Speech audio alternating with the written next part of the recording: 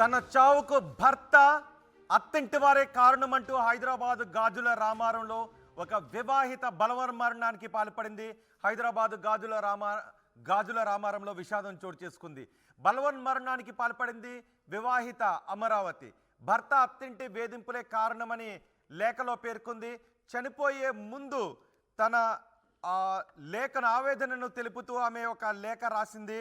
అదనపు కట్నం కోసం భర్త అత్తమామల వేధింపులు తట్టుకోలేక మరో దారి లేక చావే శరణ్యమని ఈ నిర్ణయం తీసుకున్నాను అంటూ ఆ లేఖలో పేర్కొందామె. భర్త అభిలాష్, అత్త అనురాధ, మామ శ్రీశైలంపై చర్యలు తీసుకోవాలని మృతురాలి సోదరుడు పోలీసులకు ఫిర్యాదు చేశారు.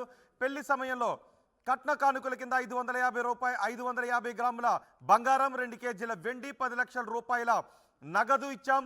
అలాగే హయత్ నగర్లో 3 కోట్ల రూపాయలు విలువ చేసే ఒక ఫ్లాట్ కూడా ఇచ్చాము అని తల్లిదండ్రులు చెప్తున్నారు.